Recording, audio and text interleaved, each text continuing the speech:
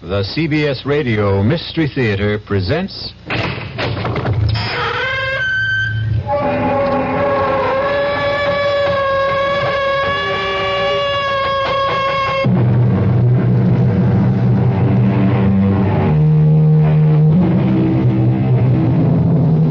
Come in. Welcome. I'm E.G. Marshall. Welcome to the fear you can hear. Welcome to the world of your own terrifying imagination.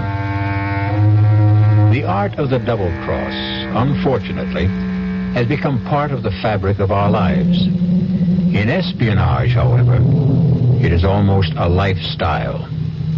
In the world of spies, for the left hand ever to know what the right is doing is unthinkable. For the next hour, imagine that you are Larry Fielding, a 32-year-old newspaper man caught in a dizzying web of circumstances seemingly beyond his control. Larry, please change your mind and come with me. Not until you tell me who you are and why you sneaked into my hotel room. You're a fool, Larry. You must know that the police are looking for you and they'll be here any minute. Oh, well, you're here now, and I still want to know who you are. If that's so important, my name is Carol Johnson. And when I tell you I know all about the murder of Dave Wilson, maybe you'll believe that I'm here to help you.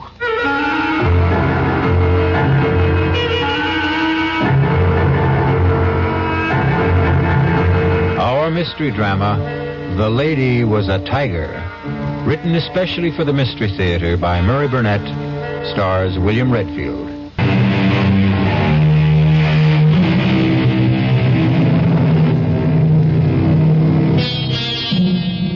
Walking is great exercise, and with good weather can also be great fun. But not when you've just been fired by the editor of the newspaper for which you've worked happily for 5 years. Larry Fielding has been walking aimlessly for 2 hours, trying to figure out why Horace Finley, the editor and his boss, had refused to give him any reason for his dismissal. Tormented by his frustrating thoughts and tired, Larry sits down on a park bench to think. He is so deep in thought, he is unaware of 3 men who suddenly surround him. Larry has only to look at them to know that he is in trouble. He tries to get up, but is pushed back down, and the men start to beat him up. No, take my money and leave me alone, will you? Look, if you want money, I told you can have it. Help! Help! Calling for help when you're being mugged in a big city park is sometimes as helpful as trying to catch hold of a windowsill in a 30-story fall. But this time, there was a miracle. A stranger has seen the attack and rushes to help. Hang in there, man! Here comes... That's a nice jaw you have there, fella. You need a lesson in kicking. That took care of them. They're gone. Oh, thanks. Let me help you up. Thanks, mister. Thanks a lot. I tell you, I was in real trouble. My pleasure. Did they get your wallet? I don't know. No. I got a lot of bruises, but they didn't get a thing. Say, you're a pretty good scrapper for a guy my age? Well, yeah. Hey, what are you, a karate expert? Oh, just keep myself in shape. You sure do. Listen, can I do something for you to show you I really meant thanks? You certainly can. How about coffee? Oh, sure, but that's nothing. What I meant was... I know what you meant. My name's Dave Wilson. Oh, good. I'm Larry Fielding. Oh, come on, Larry. Let's have a cup of coffee.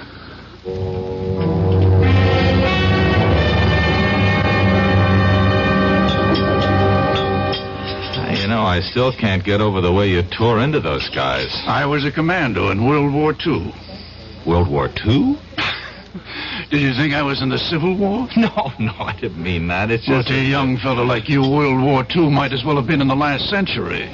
was only 30-some-odd years ago, you know. Oh, I know. After all, I was in the newspaper business. Yeah, that's tough what you told me about losing your job. What are you going to do? Oh, I don't know. Look around for another one. What bothers me is the way my editor let me go. No explanations. You know, we were friends. You'd think he'd at least tell me why he fired me. Those things happen. Stop torturing yourself and begin making plans. No, not until I get this thing straightened out in my own mind. I think I'll call my editor at home tonight and... I've got a better idea. Go out and get drunk, huh? Nope. How about a trip to Paris? Are you putting me on? I'm serious. Well, what are you? A scout for contestants for some kind of TV quiz show? No, I am a man sitting on a couple of $100,000. What? And I need a guy just like you. Now, look, I'm a newspaper man.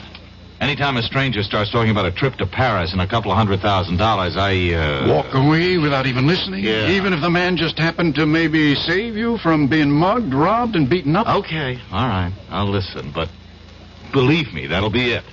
Fair enough. First, here's my card. Oh, David Wilson Calridge Imports. I never heard of him. You can call and check me out. I told you I was in World War II. Oh, look, I'm grateful to you, but you're wasting your time. Why don't you shut up and listen? You've probably heard about the millions of dollars in artworks and precious jewels that the GIs liberated during the last days of the war. Liberated, sure, yeah. Well, I've heard stories. Well, most of them are true. One that I know in particular certainly is. Did you ever hear of the Lancer collection? Lancer, let's The see. No, Comte de no. Lancer came from an old French family. And the Lancer collection is a fabulous assortment of diamonds, rubies, emeralds, and other precious stones, which were seized by the Nazis when they swept through France in 1940. A pal of mine, not a commando, happened to come upon the collection when the Americans were driving the Germans back in 44. Wait a minute. And he liberated it? Exactly. He and a distinguished Frenchman named Henri Thiel. What? Professor Henri Thiel? The archaeologist? That's the man. Oh, come on. He wouldn't, You were saying something? No, nothing. You were about to say he wouldn't get involved in anything crooked, weren't you? Yeah, something like that. You're right, he wouldn't. But he was younger. The world was quite different then. And my GI pal was a most persuasive guy. They decided to bury the Lancer collection. They did. They drew a map. And today, Professor Thiel is the only possessor of that map. Uh-huh. And, what happened to your nameless friend? He's dead. Professor Thiel wants to return the jewels. But that's easy, isn't it? Not if the professor doesn't want embarrassing questions asked about how he came by that map in the first place. Oh. What about you? Calridge Imports is a highly respected and reputable importing firm. I want to keep it that way. Oh, so do I, even though I've just been fired. You haven't heard what I'm asking you to do. Well, what? Come with me to Paris. You're writing a story on Professor Thiel. He's good material. You'll grant me that. Yes, yeah. You'll interview him, naturally. During the course of that interview, he'll give you a slip of paper, which is a map showing the location of the jewels. You'll later deliver it to me. And that's all you have to do. You, mentioned something about sitting on hundreds of thousands of dollars. That's right. The Lancer collection is worth that and more. I'm sitting on it. I intend to return the jewels and collect a reward. If you want to share in that, you deserve it. Mrs. Wilson, the report is positive. Fielding has agreed to go to Paris with me. He bought the story about picking up a map showing the location of the Lancer collection. Operation successful.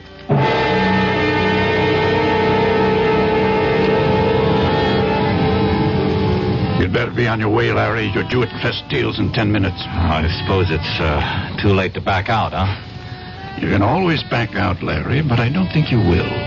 There's really nothing to it. Make it look like a normal interview. Take notes. The professor will give you the map. Slip it in with your notes. bring it back to me here. I'll be waiting. Okay. Larry, Yes. relax. Oh, sure thing. I'll see you.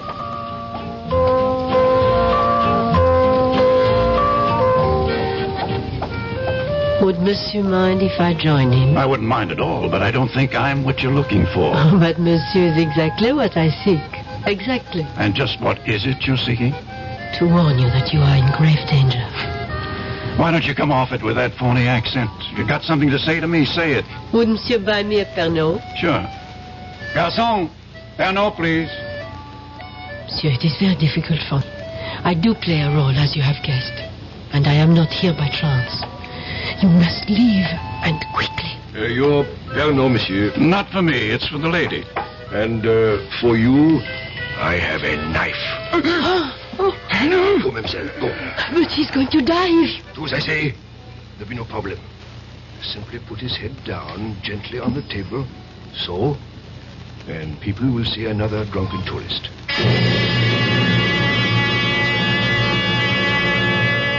Your name is Larry Fielding. You're 28 years old, and you're feeling marvelous. You have just completed a fascinating interview with Professor Henry Teal, and you have the paper that you're going to hand over to your friend who's waiting at Les Deux Magots. You see him at the table where you left him. His head is down, but you're not concerned. Dave, wake up. I saw the professor. What? Monsieur, what has happened? Well, I don't know. I came back to meet my friend, and I guess he's passed out. A moment, monsieur. Look, this man has been murdered. What? Stabbed to death. You will wait here for the police. I will not. I'm getting out of here.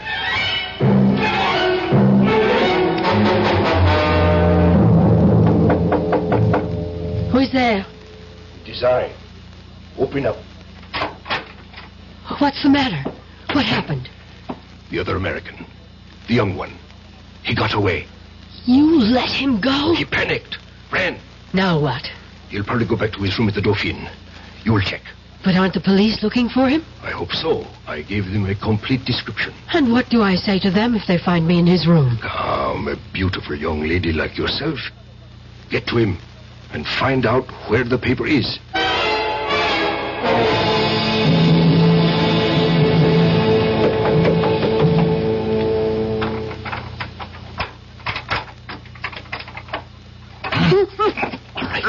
All right. Who are you? If I take my hand away, you promise not to scream? Right? Okay. Now, why have you picked the lock into my room? Never mind. You have to get out of here. Not until you tell me who you are. If that matters, my name is Carol Johnson. I've been sent here to help you. Oh, sure. I know about the murder of your friend. Wait a minute. Sent by whom? I'll answer your questions while we're on the way. On the way to where? Safety. I don't need to run. I didn't kill anybody. I'm not about to take off with a strange girl, particularly not one who's equipped with skeleton keys. Oh, suit yourself. Goodbye.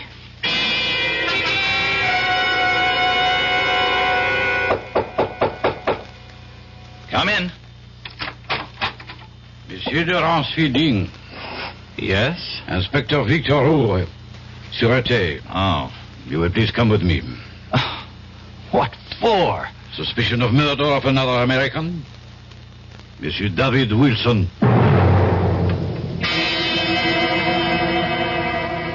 Inspector, listen. Why would I kill Dave? I've already told you I had an appointment to meet Dave at the cafe. He was waiting for me. Would I have walked up to a man I just killed and shake him so that he'd fall down, make a big scene? That is your explanation. There is nothing to support it. Well, there's nothing against it either. There is the word of Louis Goret.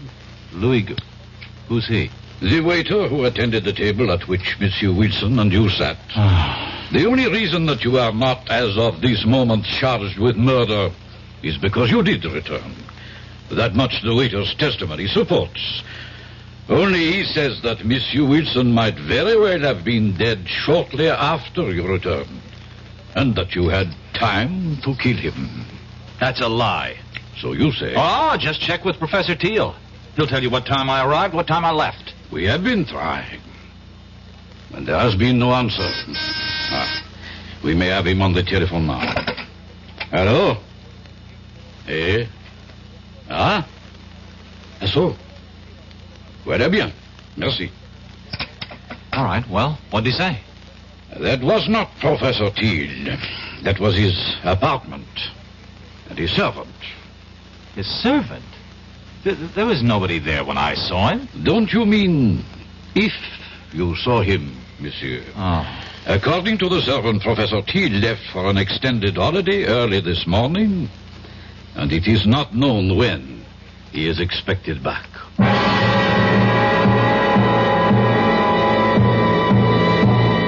Your name is Larry Fielding. You're 32 years old. And you find yourself in prison in Paris, accused of murder. You know you've been had, and you're dealing with forces that seem beyond your control. You have a million questions, and the only man who could answer them is the man you're accused of killing. We'll be back shortly with Act 2.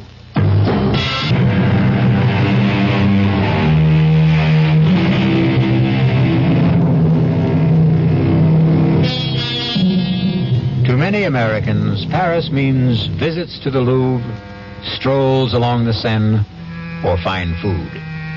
But to Larry Fielding, it means the inside of a prison cell, where he sits accused of a murder he didn't commit.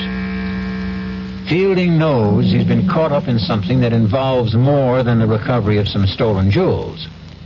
However, what he doesn't realize is that he's the key pawn in a deadly game, and the players are about to make some moves. Come. I don't think it's smart to have me come here so often. I would not have sent for you if it were not necessary. Do you still believe that Fielding knows nothing about the operation? I do. Then where's the document? Well, we don't know he ever had it, do we? We know he visited Thiel. We know that Wilson waited for him at Les Dumagots. We know he came back there. I think it is safe to assume that he was carrying the plans. And he didn't have it on him when he was arrested. Roger arranged to be there when Fielding was brought in and searched. He says there was nothing on him. But he wasn't picked up right away. Exactly. He eventually went back to his hotel room, as you know. I believe he has the paper and that he has somehow managed to hide it. Oh. It does us no good in prison. We shall have to arrange to have him released. And how do we do that? We don't. You do.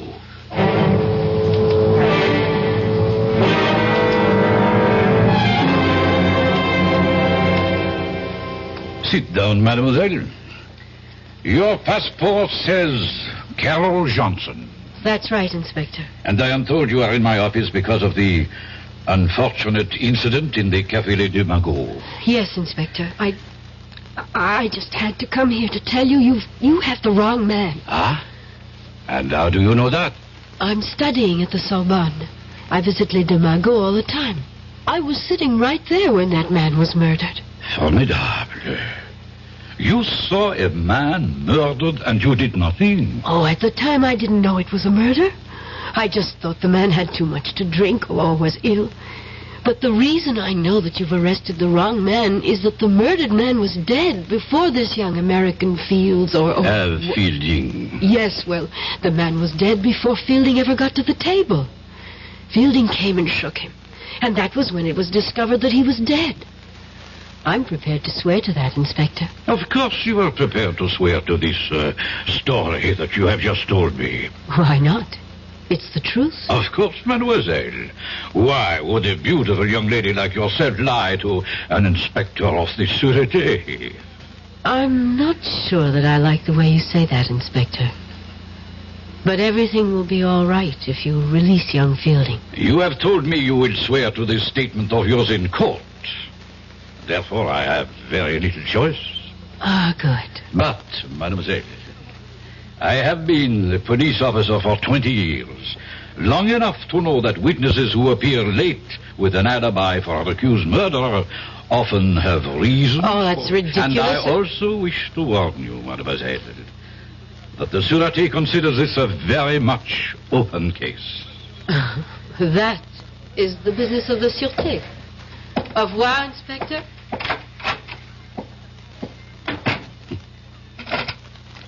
Gérard, you would follow the young lady who just left my office, and do not lose her.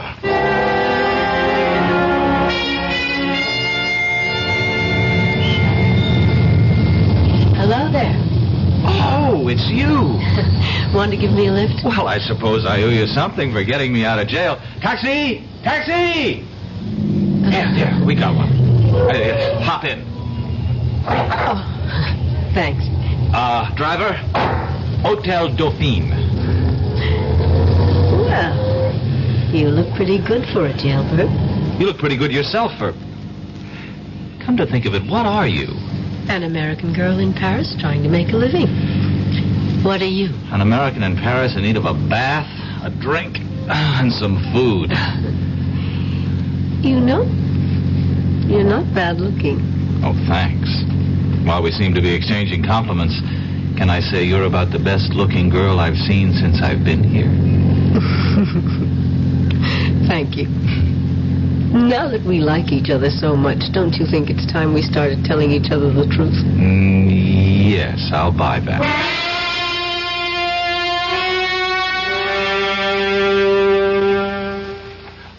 Écoutez-moi, operateur, well, never... You speaking. Okay. Well, look, I phoned the desk about an hour ago to get this room straightened up, and so far nothing's happened. Now, can you please just send someone up so I can sleep here tonight? Huh? Oh, while you're at it, where's our food? Wait a minute. That's a different department. Oh. I'll have to call room service again. Oh. Maybe you won't have to bother. Entree. Your dinner, monsieur. Madame? Merci. Monsieur would like me to serve. No, thanks. No, I think I can handle it myself. As monsieur wishes. Wait a minute. Don't I know you? I think not, monsieur. Now, I've seen you before. I'm sure I've seen you. Paris is a large city, monsieur. One passes people on the streets and... The streets. The streets, that's it. You're the same guy who was at the Café Les Deux Magots. Monsieur is mistaken. What? Hey, wait a minute. Come back here. I want to talk to you. Oh, now don't go chasing him down the hall. Why not? Listen, Carol, I'm positive he's the same waiter. You just deny it and you can't prove it. But... Even if you could.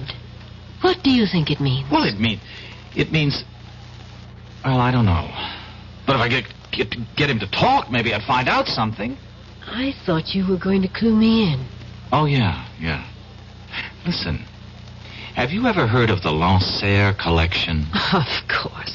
It's in the Louvre. Oh. The family of Comte de Lancer gave it to the museum after it was recovered when the Nazis fled Paris. What? Well, why does that shake you up so much? Because it can't be true. Come with me to the Louvre and I'll show it to you. Well, that changes everything. Come on. Where are we going? To the American consul.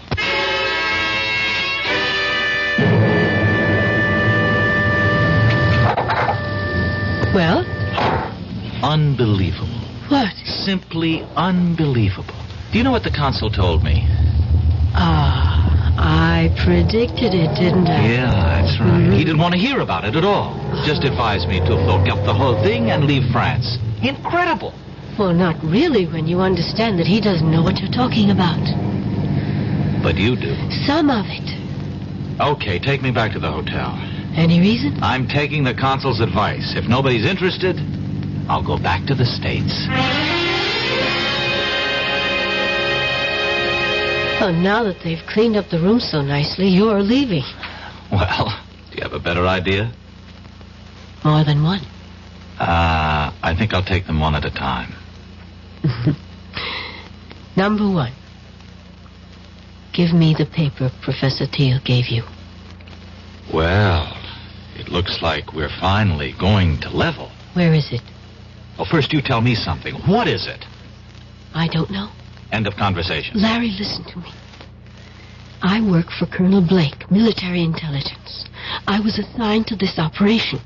What operation? All I was told was that Dave Wilson, who also works for us, was coming over here with you, and that you were to get something from Professor Thiel and give it to Dave.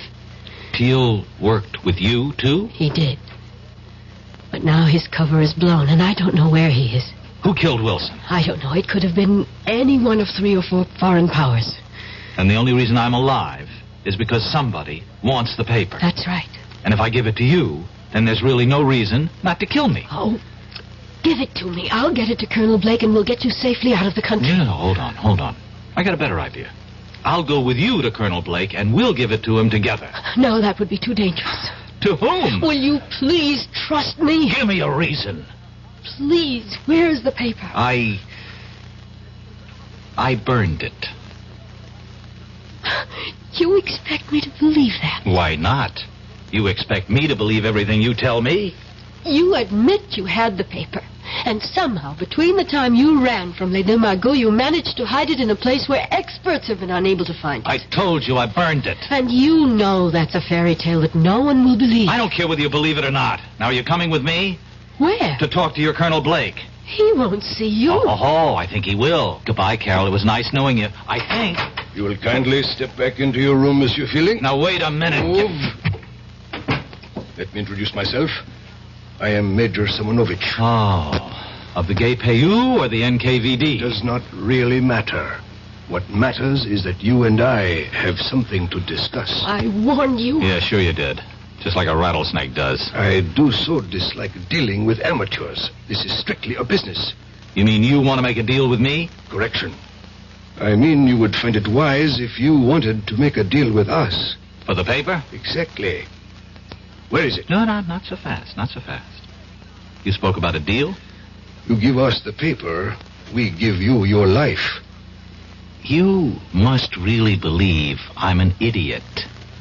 You people murdered Wilson. That paper is the only thing that's keeping me alive. You have my word. No deal. Do you really believe you have a choice? Carol, call Rodzansky. Make the usual arrangements. We will wait here. Donnez-moi 80-36, s'il vous plaît. C'est ça. Merci. Carol. Yes.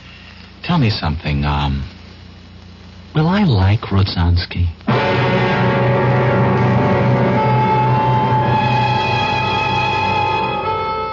By this time, Larry Fielding realizes that he's been used.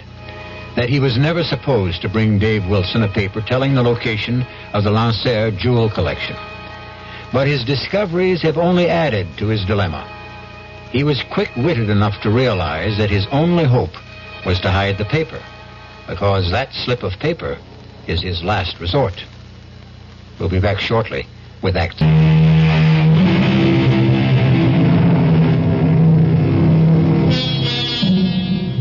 Newspaperman Larry Fielding sits waiting in his Paris hotel room, closely guarded by 3 members of the Russian secret police and the beautiful American girl, Carol Johnson.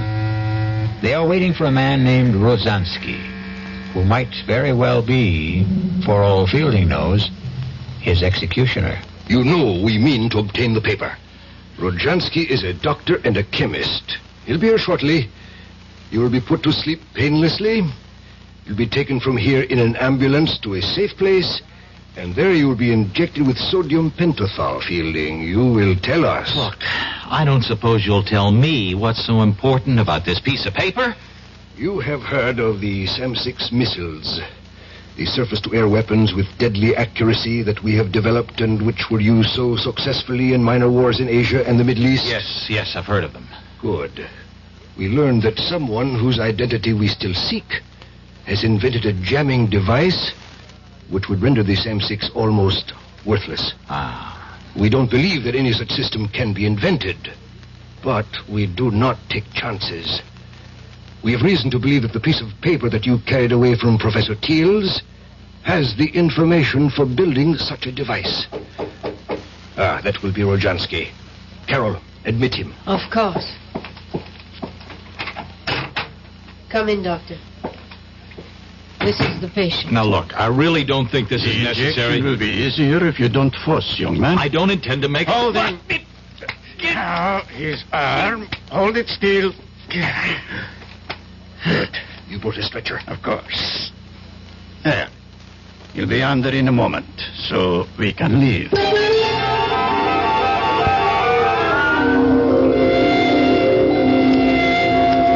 What is this? Gendarmes? It has nothing to do with us. We are taking a sick man to the hospital. Put this stretcher into the ambulance. Quickly.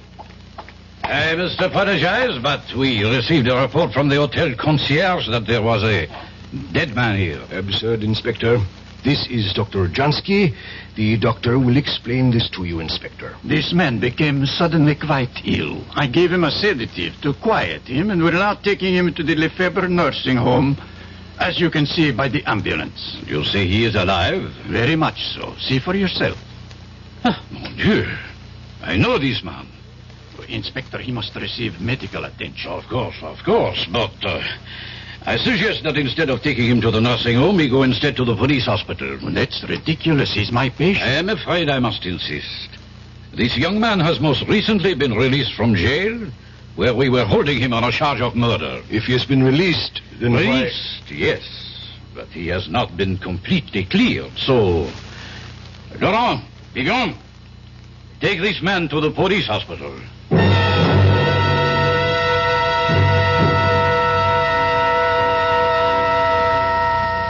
Did you get a report? Yes. And? He'll be conscious in an hour. And he will talk. I'm sure of that. He will scream to see Colonel Blake, and then your cover is blown, and the whole operation goes fooey. What do we do? Silence him. But what about the papers? We will be faulted for that, of course, but if we do not have it, neither do the Americans. Who do we have in the police hospital? Only Leclerc. A weakling, but he can admit Rozhansky. Rozhansky's a doctor. He doesn't need Leclerc to admit him. He can visit his patient openly. Thank you, my dear. I visit Fielding and he dies shortly thereafter. That idea does not appeal to me. We have to do something. You are both right. Carol, you will be his first visitor when he regains consciousness. No. Yes, Carol. Rozhansky, give her your hypodermic kit. I don't have to do this, and I won't. You would prefer that in my report I mention your failure with Fielding when you had some hours alone with him? I'll go. That is wise. Rozhansky, give her the syringe. Here. Quickly. The car is waiting. And Carol, if you should decide, or even think about changing sides, it would be most unwise. You know the French police are still most interested in the person who murdered Wilson.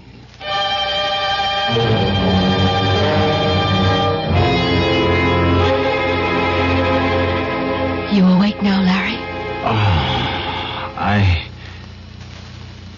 Oh, no.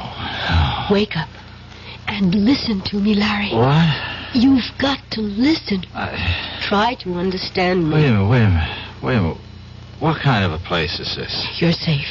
It's a police hospital. All right, but how did you get in here? Where's Rozhansky? Look, I can understand how you feel and why you don't trust me, but the truth really is that I am a double agent. Oh. Do you understand what a double agent is? As near as I can figure out, a double agent is somebody working for two different sides. Yes. And neither side trusts them. Oh. You know, that fits you to a T. You might just be telling the truth. I am. I really work for Colonel Blake, as I told you. The Russians know it. They think I've infiltrated the U.S. military intelligence. But in fact... Yes, I know. You've really done just the opposite. Yes. Worked your way into the Russian apparatus. Exactly. Oh, Larry, how can I make you believe me? You can't. Listen, you were deliberately recruited. Ah. The reason you lost your job was because we got in touch with your boss. He agreed to go along. The men who jumped you were part of the setup so that Wilson could save you. Hey, now, wait a minute. But that doesn't prove a thing. You could have learned all that working for Blake and still be with the other side and... Oh... And wait, now, speaking of Wilson, how about getting him killed? I tried to warn him, but there wasn't enough time. It was either go along with that or blow my cover and endanger the whole operation.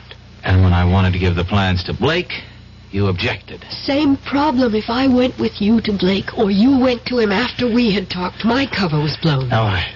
Now, and suppose I had given you the plans. How would that have changed the situation? We would have had a phony copy that I would have delivered to Igor and everything would have been fine. And there's still time for me to do that. If you will just believe me and tell me where the plans are. I'd like to believe you. I really would. Please. Where are they, Larry? Get me to Blake. It's too dangerous. Look, you see this. Yeah, it's a hypodermic. It's death. Igor sent me here with this to kill you.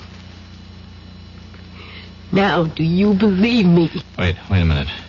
If you don't kill me, and I guess you don't intend to, what will Igor and his friends think? Isn't your cover blown then anyway? Could be, but if I come back with the plans and say that I got them out of you without having to kill you, there's a chance they'll believe me.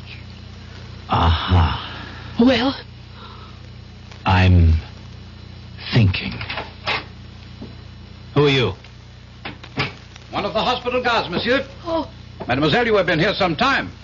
How is the patient? Guard.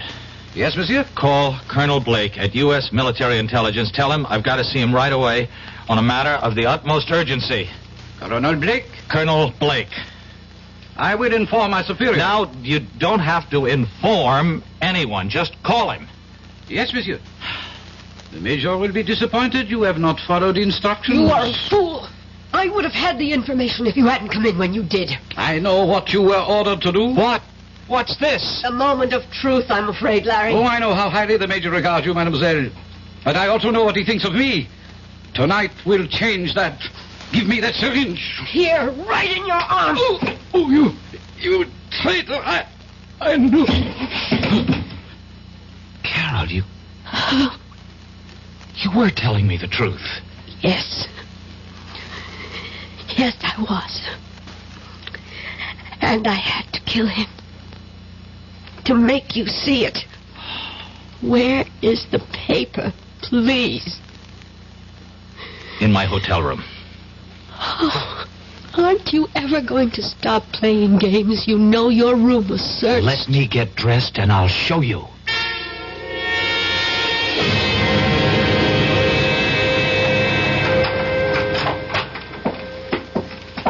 If it's not here, there's going to be the devil to pay. Don't worry, it's here.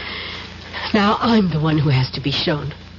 Trained operatives from 2 special branches went over this room with everything except Geiger counters. Okay. Where are we going? The bathroom. That was searched, too. Oh, I don't doubt it. Oh, we went through that cabinet. Did you now? What do you see? Towels, paper tissues, some of your toilet articles. We took your razor apart. Uh-huh. And what else? A roll of toilet tissue, unopened. And as the French say, mademoiselle, voila. Oh. And now we unroll this toilet tissue and keep unrolling it, and... Oh, my God. Where did you learn to open a package and reseal it like that? When I was a kid, I was the best clerk in Roscoe's shipping department. Oh, thanks. It was nice knowing you. I really mean that, Larry.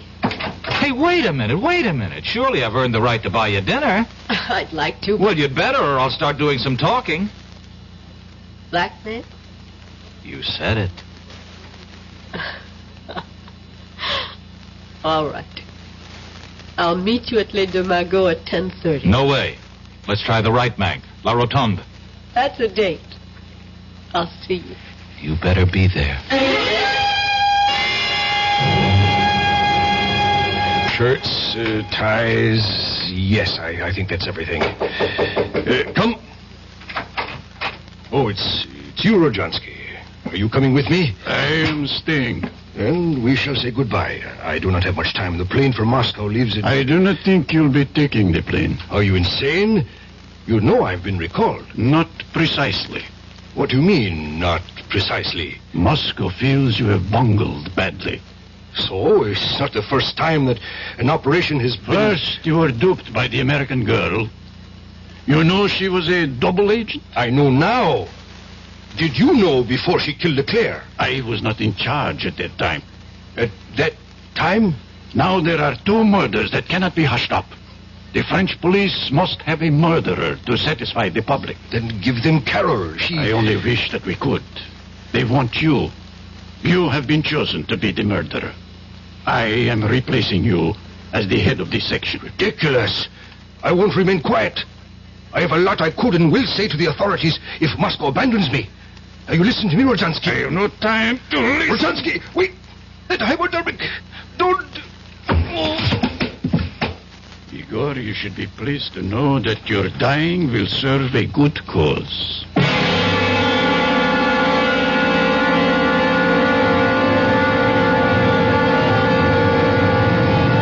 I'm sorry I'm late, but But? there were loose ends that had to be cleared up. Well, I thought maybe you decided against coming. Oh, After all, your job here is finished. well, yes. Sit down, sir. Now that the Russians know you, there's nothing for you to do.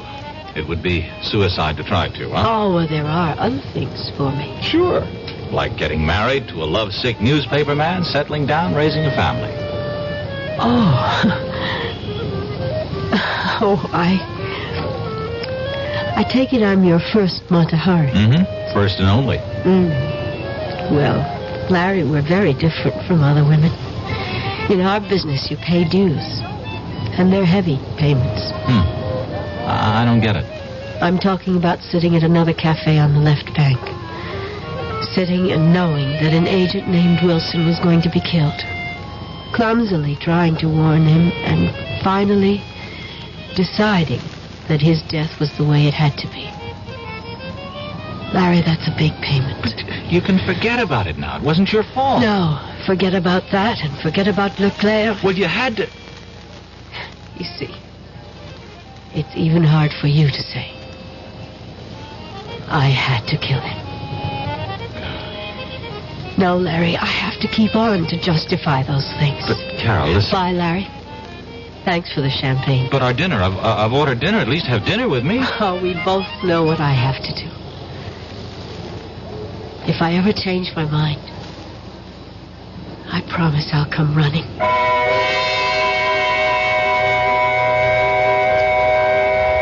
Larry Fielding sat in La Rotonde and watched her walk away.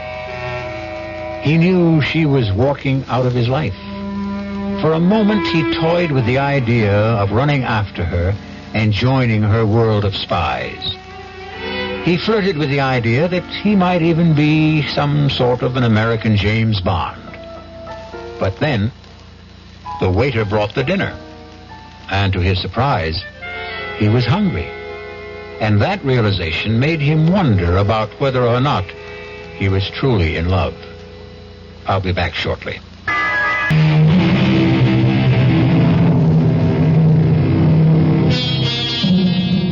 Back in New York, Larry Fielding returned to his old job. An old friend and boss, Horace Finley, who was curious about what had happened in Paris. Finley kept pressing Larry to tell him about his Parisian adventure. Finally, Larry said, "I'll tell you, Horace.